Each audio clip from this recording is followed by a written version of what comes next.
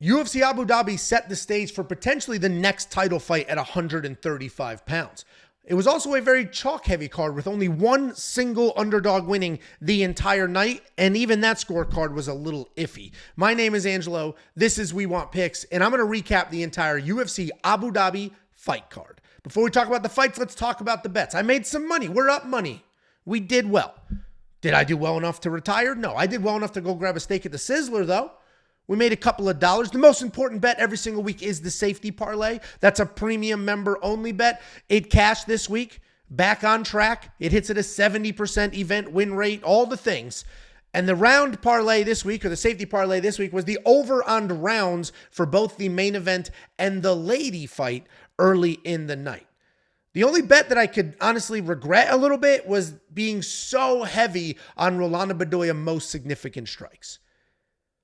That fight was interesting. We'll talk about that fight in more detail, but I didn't necessarily go all in on Rolando winning. I just needed him to land more strikes. And in both of his previous UFC fights, not only did he land more strikes, he dominated the striking numbers. It wasn't even close. Jai Herbert, his opponent, is a very low volume guy. But because we bet on it, Jai Herbert landed more significant strikes in that fight than he has ever landed in any fight ever. So that was unfortunate, but it didn't matter because overall, I'm up money. The safety parlay hit.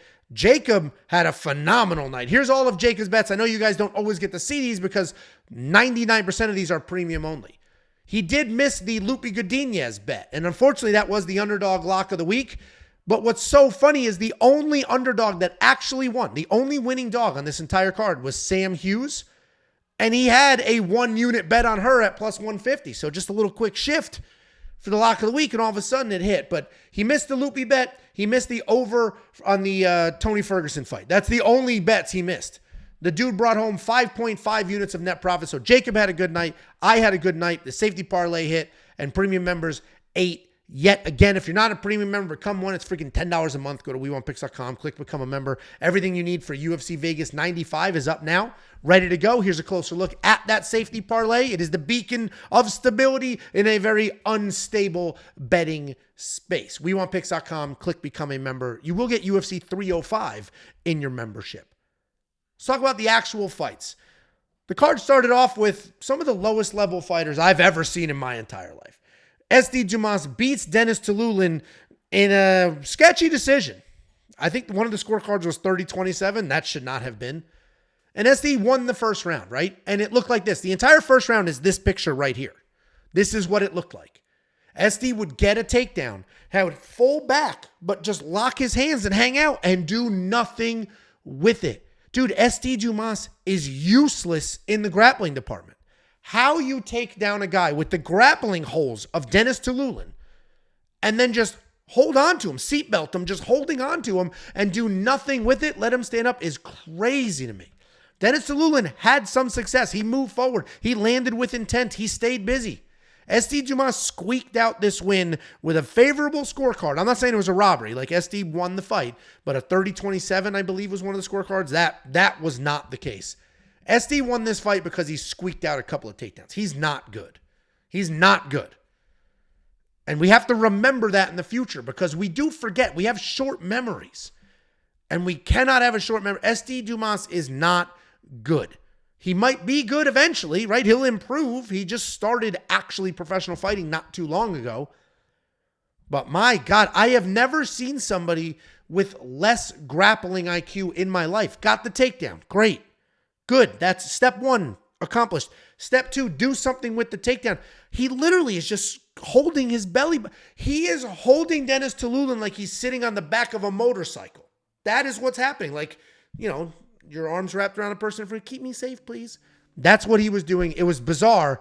He's not good. He's not good. Dramatic pause. He's not good. And that brought us right to my disappointing fight of the night. Jai Herbert, Rolando Bedoya. Jai Herbert looked good. He looked very good. He was sharp. He was landing clean. He was clearly the better striker. And I don't think that was a surprise to anybody. I picked Rolando Bedoya to win this fight, and I was saying the whole time, Jai Herbert's the better striker.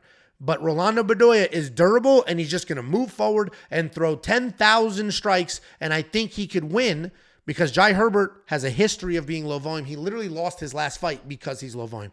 That's not really how this transpired, is it? We did get Rolando Bedoya being durable, even though he got dropped early. We did get Rolando Bedoya moving forward and throwing punches. But what we also got was Jai Herbert far more active than he normally is, and that clean footwork moving out of the way. So Rolando was moving forward, but he was almost like ducking his head and winging punches that weren't connecting. And then Jai Herbert steps off, cracks him, steps off, cracks him. Jai Herbert looked great. This is one of the best performances he's had, at least recent performances that he has had. Jai Herbert looked fantastic. Rolando Bedoya most likely cut, which is a shame because I do think there's some winnable fights for him. He's lost to 3 good people. He lost to the best Jai Herbert we've seen, and we can't forget Jai Herbert dropped Ilia Topuria. He lost to Chaos Williams. He lost to Sandhagen. Like, he's lost to good fighters, 2 of them up in weight. Hopefully they give him another chance, but he's 0-for. He's 0-for, and this was not a good performance. So, unfortunate for Rolando Bedoya. Jai Herbert, interested to see if he ends up back on track, if he's going to string together a few wins, if this new, more active, more forward pressure Jai Herbert is the guy that we're going to get, or was this a one-off? Was this just a stylistic thing because he has a man marching at him, so it's easy for him to step off and throw? I don't know. We'll find out in his next fight, but Jai Herbert looked fantastic. Give him his flowers. Here's the only underdog that won. The only underdog that won on the entire card was Sam Hughes. I had the over 2.5 in the safety parlay. And I got to be honest, I turned my phone off and didn't watch part of this fight because I was worried it wasn't going to hit. I get anxiety. Guys, we're closing in on 4,000 premium members. We're closing in on 4,000 people that pay $10 a month. They get access to all of our bets and all of our tools. A portion of them, not all of them, but a portion of them just blindly tail the safety parlay. And historically, that's not the worst thing in the world to do. It hits at a 70% accuracy. But it's a lot of pressure. I'm just a regular person. It's a lot of pressure for me knowing thousands of people are just hopping on this bet. And when it misses, I hear about it. So this fight started hot. They came out hot. Victoria Dudakova letting her hands fly, shooting a beautiful takedown. Sam Hughes letting her hands fly. The first round ended with Victoria Dudakova in a Muay Thai plum just blasting Sam Hughes in the face, blasting her with knees. And I literally was like, turn it off. I can't watch. Sam Hughes is going to get finished like this. I can't watch this. And it was stressing me out. I actually went outside. I'm going to mess with my contact right now. I went outside, got one of those really long tree trimming pole extender things and sawed off limbs that were hanging over my fence. Because I was like, I can't watch. I don't want the angriness. I can't deal with the negativity. I can't watch. Turns out the over 2.5 hit. Safety parlay hit. We were good there. But I was surprised, I imagine all of you, at what an absolute dogfight this was. We knew Sam Hughes was durable. We knew Victoria Dudakova was good. And frankly, I think Victoria Dudakova looked great in this fight. I thought her striking looked crisp. Her takedowns looked very good. I thought she looked very, very good in this fight. You could argue she won this fight.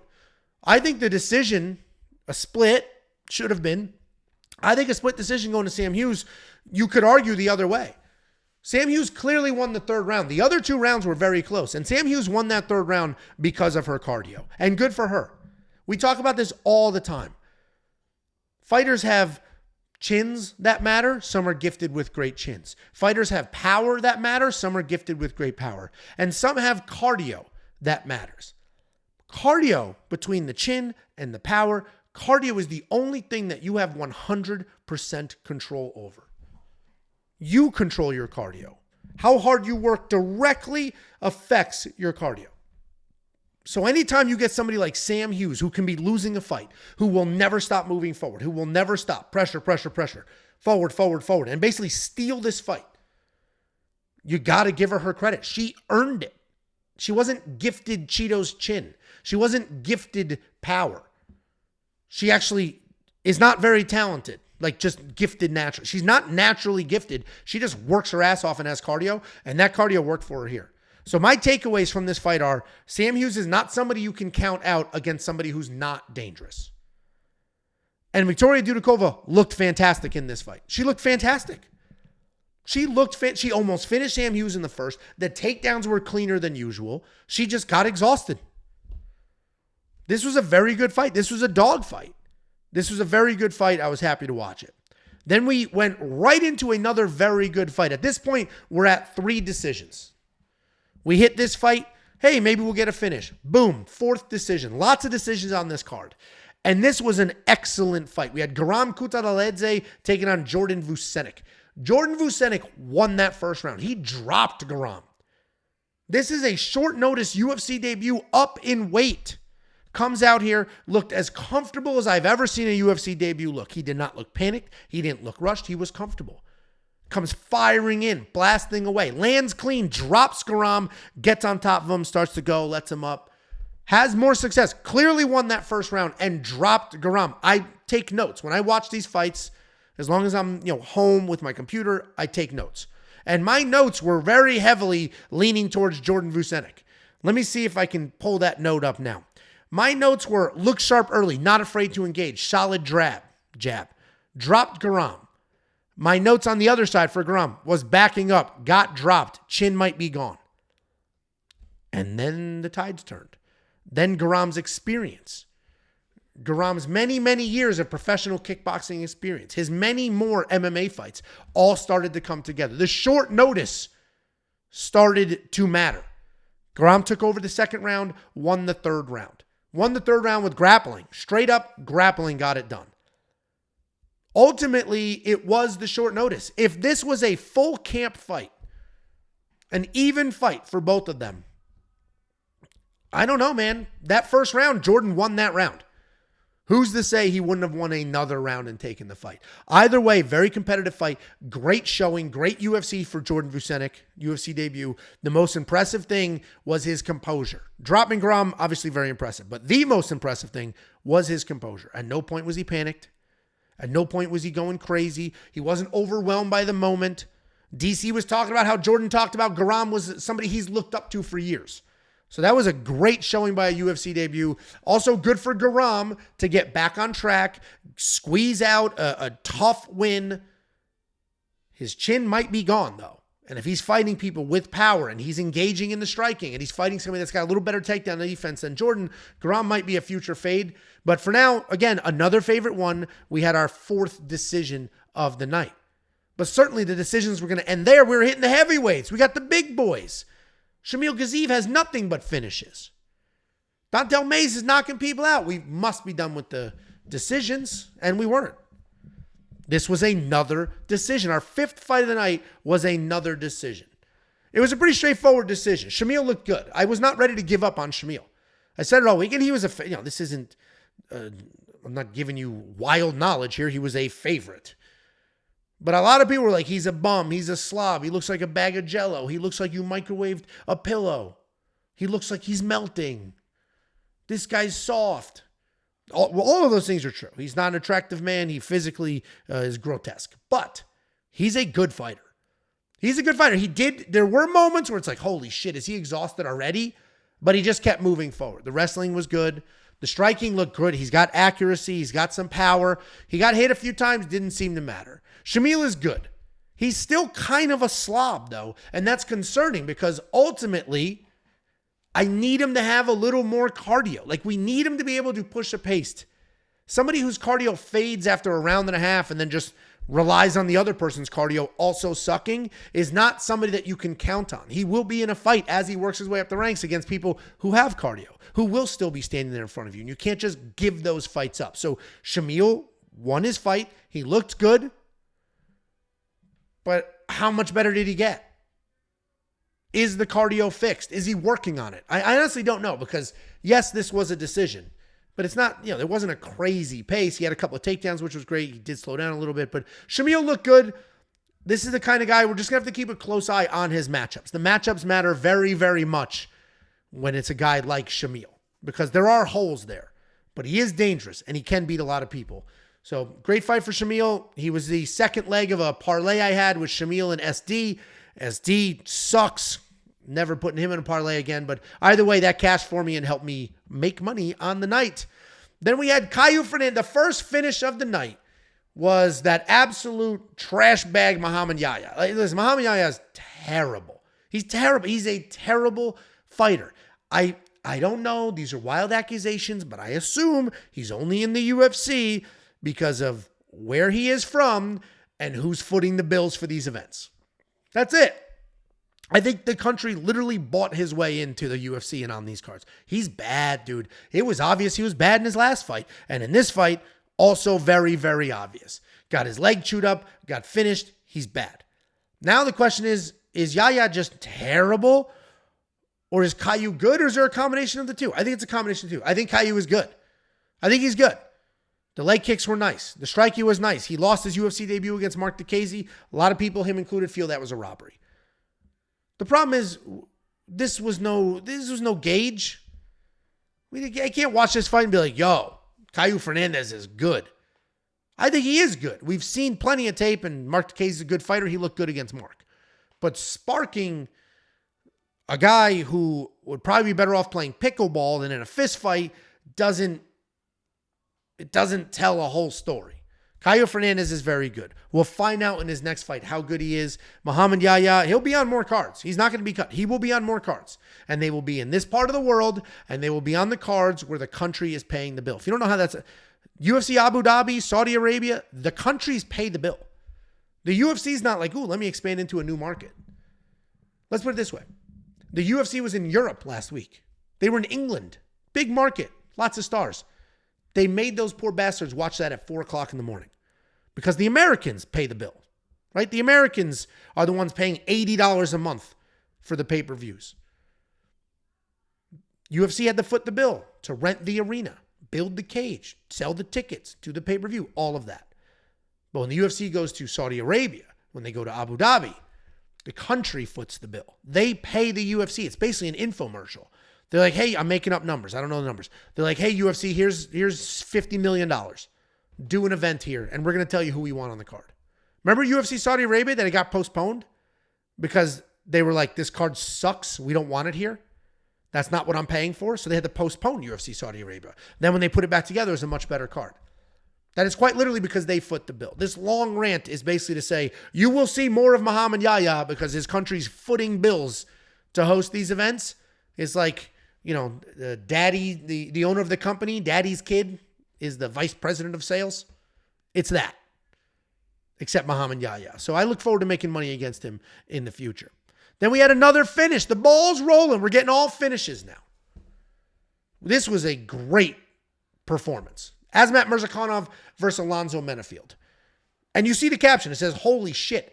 It was a holy shit type ending. Let me walk you through the fight. It was very clear. From minute number one, Azamat Murzakanov was the much better fighter. Like, his accuracy on his striking is impressive. He looks like a guy like from the neighborhood. Like, he's just a normal looking dude. Looks like he's 40, got a couple of kids. And he came out there with pinpoint accurate striking. His striking was clean. Clean, getting through the guard. Blasting uppercuts through the guard. Nice little hooks around the guard. He looked good. Azamat Murzakanov looked fantastic. But what was happening is Alonzo Menifield is very, very tough. He's got plenty of cardio, plenty of power. He will not stop moving forward. And Alonzo Menifield was moving forward like this. And he was landing. And he would land. And he would take 3 shots and land 1. Take a shot, land 2. And just kept moving forward. Kept landing. Kept making it happen. And then in the second round, all of a sudden, Alonzo Menifield cracks Azamat Murzakanov. The relentless pace, the pressure, the forward nonstop movement of Alonzo seemed to get to him. He cracks Murzakanov. Murzakanov stumbles a little bit.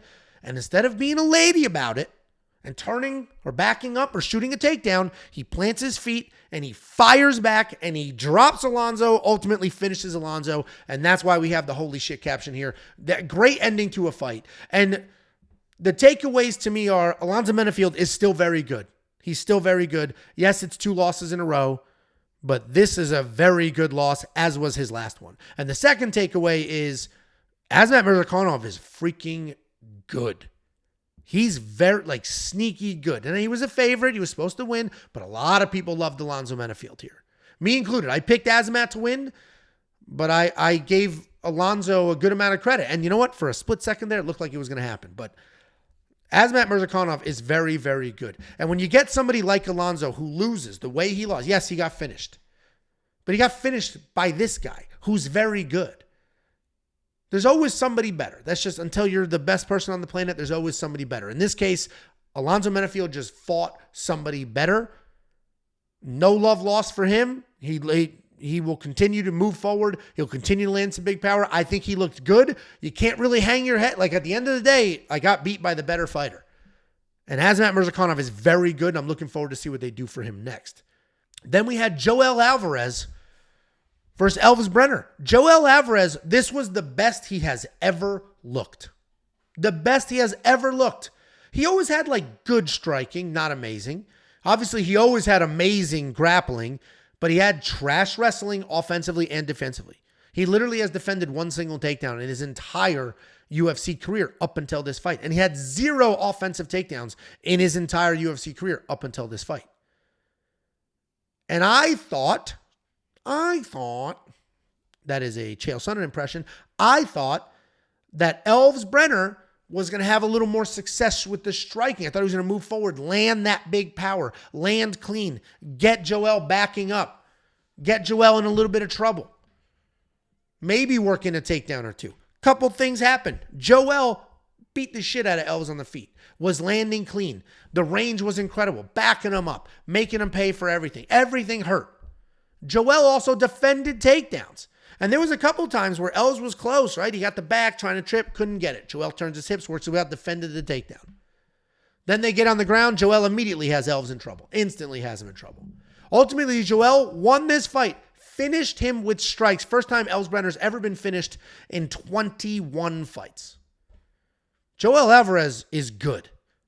He's the guy that 3 years ago, when you guys were going nuts, yelling at me, he's going to smoke Armin, whatever, blah, blah, blah. You're an idiot. Joel's the best. Now he's that guy. I don't think he beats Armin, but you get my point. Now he's as good today as people thought he was 2 or 3 years ago. He's very good. The ability to defend a takedown when he needs to is huge. That's huge. His range was spectacular. The power looked great. The accuracy was great. Joel Alvarez has had some of the best progress I have seen in a fighter. Like, we see fighters get better. We see it all the time. But it's typically fighters that are already phenomenal and they're 20 and blah, blah, blah, blah. Joel Alvarez is not that young. And the improvements we've seen in the last couple of years, phenomenal. He looked great in this fight. I can't say enough good things. Elvis Brenner looked lost in this fight. That's 2 bad performances in a row. The last one he blamed on the weight cut. This one, I don't know if this is a case of Elvis was just better. And I don't want to say he quit because he got hit hard a lot of times.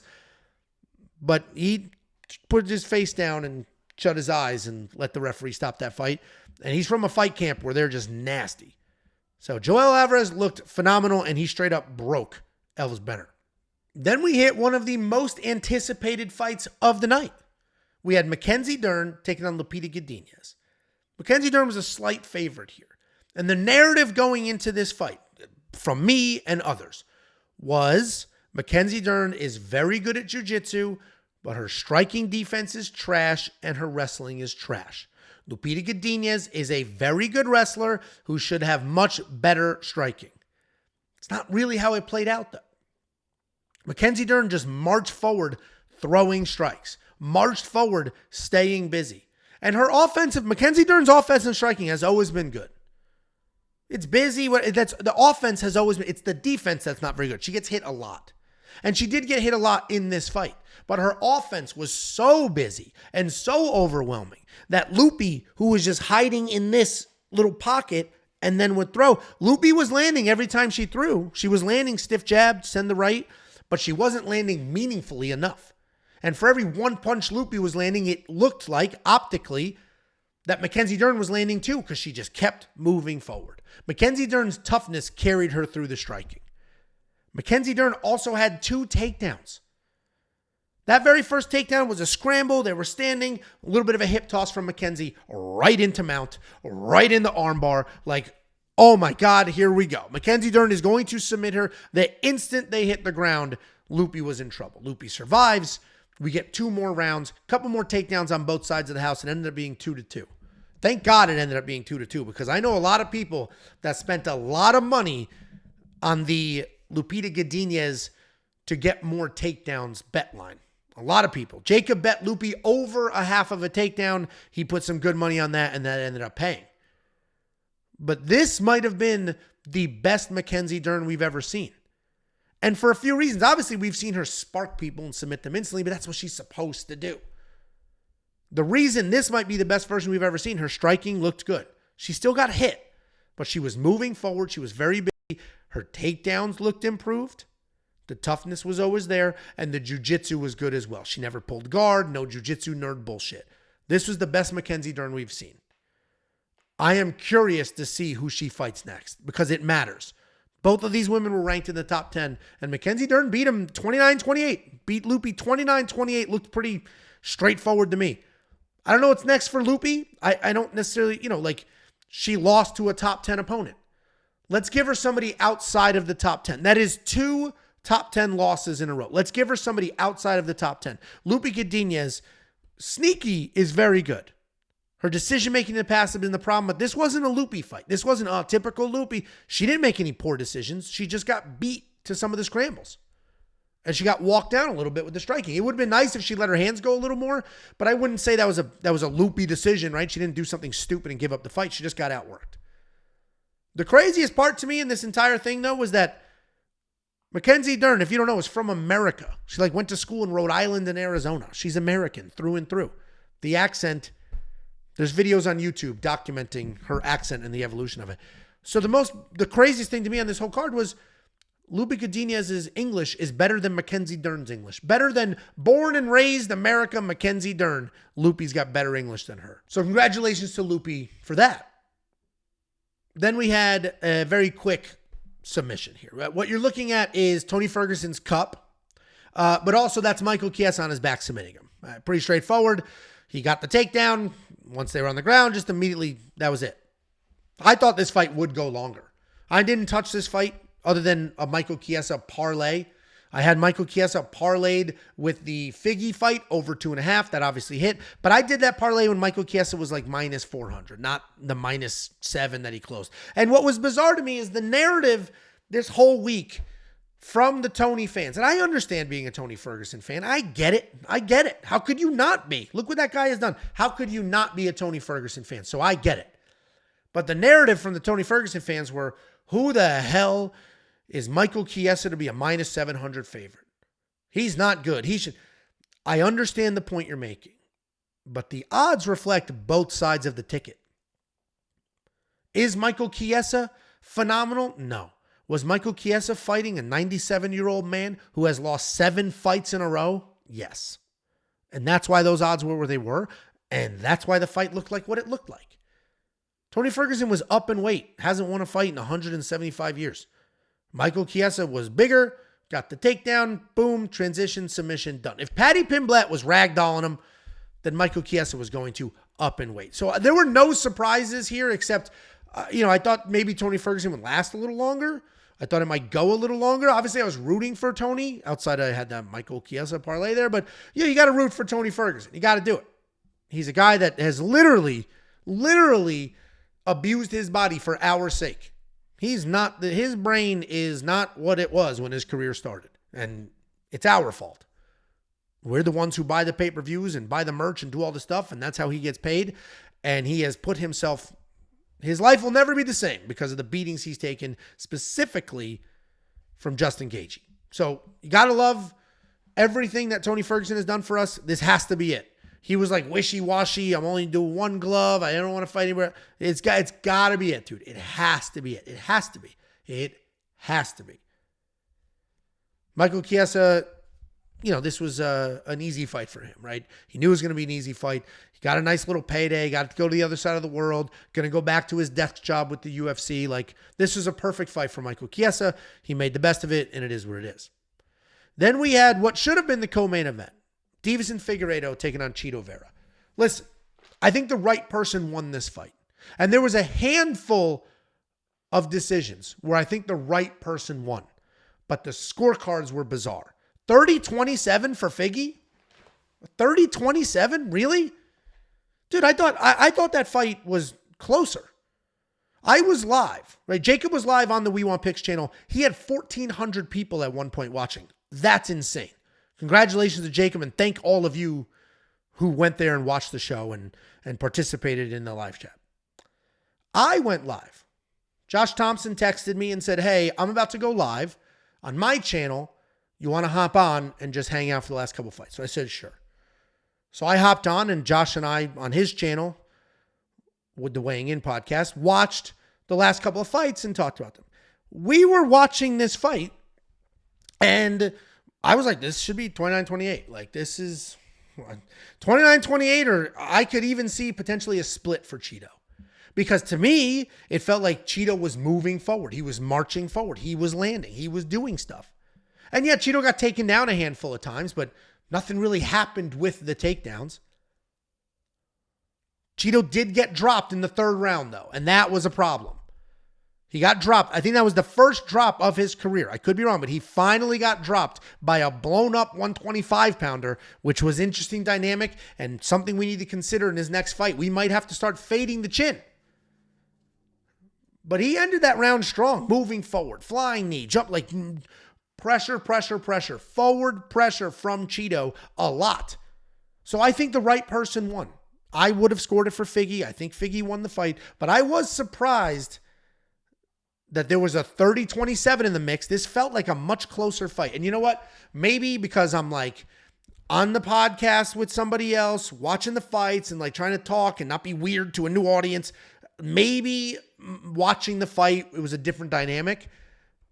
So I am curious what you guys think in the comments, but frankly, I think it was a close-ish fight. I think Figgy won. He didn't wrestle as much as I thought he would. I think he got tired. Wrestling's harder than you think it is, especially against somebody like Cheeto. But I thought it was a close fight. I did not think that was going to be a 30-27. I don't think Cheeto was ready for a bantamweight title fight. Not yet. And if I said Cheeto, I meant to say Figgy. You know what I mean. I don't think he's ready to fight the winner of Merab or Sean O'Malley. I think Umar should get the next title shot. We'll talk about that in a second. Then we had the co-main. This was another interesting fight because the right person won. Shara won this fight. The correct person won. Scorecard 30-27s? 30-27s? Really? Again? And I guess, okay. But McCall looked good. He looked good. He marched forward. He just stayed on the plane, marched forward, and stayed in Shara's face. So Shara was backing up the entire fight. He would dance, lots of footwork. He would touch.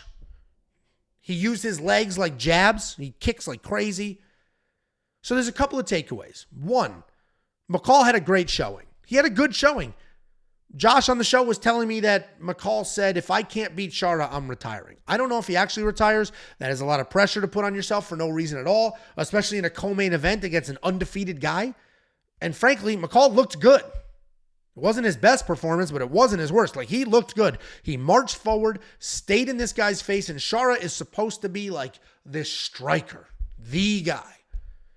And while he looks the part, I still don't know if he's delivering. He certainly was busy. A couple of impressive things about Shara.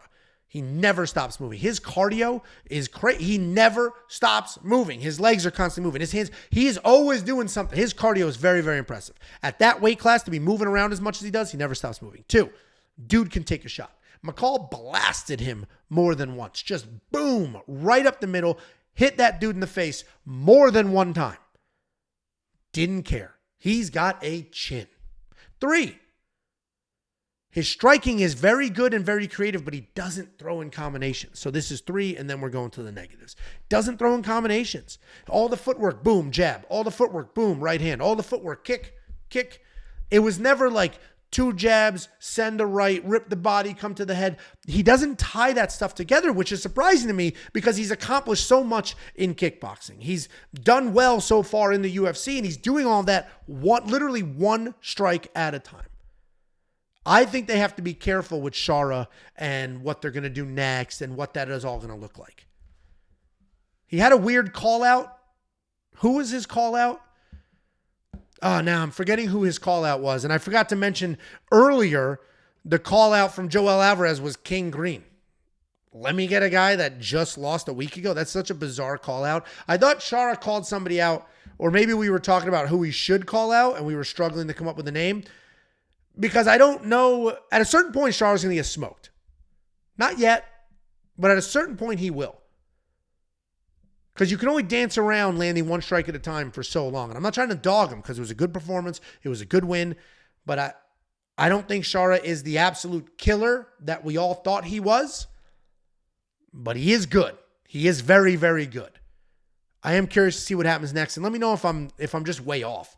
Like if you guys watch Shara's last 3 fights and you're like, this guy's a killer. This guy's phenomenal. Or are you doing what I'm doing where it's like, hey, he's winning. He is winning.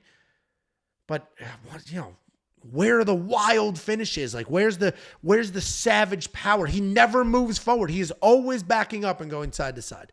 I'm curious your guys' thought on that. And then we had the main event. This was probably best case scenario for Umar Nurmagomedov. And let me walk you through why. If Umar won this fight with nonstop wrestling, just sniffing crotches, a million takedowns, if that's how he won this fight, it would just be a whole bunch of internet hate. Oh, Dagestani crotch sniffers. Oh, typical to heat. You cut Makayev. Why don't you cut Umar? That's what it would be. But that's not the fight we got. Umar wrestled early, stopped wrestling entirely, and then became opportunistic with his takedowns. Umar won the striking exchanges against Cory Sandhagen. He won the striking exchanges. And I'm pausing so that could soak in because I am positive majority of the world were like, if this fight stays standing, Cory wins. I'm also positive that Cory's fight camp, in their fight camp, they were like, if we can keep this fight on the feet, we can win this fight. And they were clearly prepared for the wrestling because Cory's, the takedown defense was pretty good. But what was constantly going to was we would get Umar on a single. Umar would run the pipe, get it to the ground. Cory Sandhagen, boom. Granby roll. Let me Granby, grab the leg, pull the leg up in like a knee bar, but not. And let me work my way out. Rinse, repeat, rinse, repeat. He did that every time. Every single time Umar had a takedown, they rolled. Umar would roll rhythm, kind of have his back. It'd be a weird scramble. They'd stand back up. So Sandhagen was prepared for the wrestling. I don't think he was prepared for the striking. I don't think he expected there to be that much striking. So much so, here's your perspective if you didn't watch the fight. Going into this fight, most people were like, all right, Umar is going to out-wrestle Cory, and that's how he wins. Or Cory is just too good everywhere. He's going to outstrike Umar, and that's how he wins. Well, that's not what happened. A couple of offensive takedowns early for Umar. Then the middle of the fight, Umar wasn't even shooting takedowns. He was catching kicks and turning it into takedowns, but he wasn't shooting takedowns. And then we get to the 5th round, Cory Sandhagen is shooting. Cory Sandhagen is shooting takedown. Cory Sandhagen is grabbing the leg, trying to get these fights to the ground. That's your perspective. That is probably the best possible performance you could have gotten from Umar. Obviously, if he came in here, ragdolled Cory, submitted him in 2 seconds and screamed, yeah, that's huge. But you get what I'm saying. He showed us how good his striking is. He showed us he's got plenty of cardio. He showed us that a main event doesn't bother him. He showed us that the wrestling is there, but he doesn't need it. Umar Nurmagomedov looked great. He should get the next title fight. On the show with Josh, I said, let's say Merab wins and we get Umar versus Merab. Who wins that fight? He said Umar almost instantly. He's like, he's a better wrestler, definitely a better striker. And that would be an interesting fight. That would be an interesting fight. I am curious to see how this plays out. I'm curious to see what happens with Merab and Sean O'Malley and then what happens with Umar. But I think Umar proved to the world. Last point I'll make here. Umar went from beating, let's run through the people he beat. Umar went from beating unranked people. Bektit in his last fight. Okay? Unranked. Hani Barcelos, old and unranked. Nate Maness, unranked, no longer with the UFC. Brian Kelleher, no longer with the UFC. Sergey Morozov, decent, never been ranked.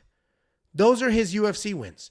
And he went from there to like the number 3 or number 4 guy on the planet who has been at that level for a very long time, and he looked this good doing it. That is how good Umar Nurmagomedov is. Guys, that's the breakdown. Let me give you the premium pitch before you click away.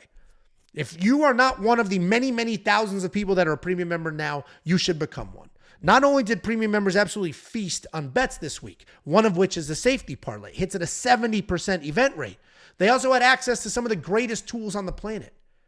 Some of you want to do your own research and have data and information at your fingertips so you can make your own decisions or at least validate the decisions you've already made. We have designed a tool that has data for every single fight. It is a full fight library. You can add filters. You can stack them on top of each other. It is quite literally the greatest research tool on the planet. You're also going to get access to other tools like the Prop Hunter. This is a curated set of data that you can interact with to find the prop bets that make sense for you. You're also going to get a DraftKings optimizer that builds DraftKings lineups for you. Last week, somebody took down a $16,000 tournament with the optimizer. I'm filming this immediately following UFC Abu Dhabi, so I don't know. We'll find out in a couple of days when people start sending tickets if the optimizer has won another giant tournament for the people. You're going to get the line movement tracker, opening odds, current odds, win probability, line movement for every fighter on every card. The UFC Vegas 95 picks, the bets, the tools, they are all up right now. Unlock all of them. WeWantPicks.com. Click become a member. It's freaking $10 a month. That $10 will get you Vegas 95. It'll get you UFC 305. It'll get you the events after that. It's a full month. You know, there's people out there charging $100 and they couldn't win if they wanted to. I'm sure they want to, and they can't. I'll also send you $50. WeWantPicks.com/bets. Use the affiliate links. Sign up with any one of our partners, make a deposit, and we send you $50 as a thank you.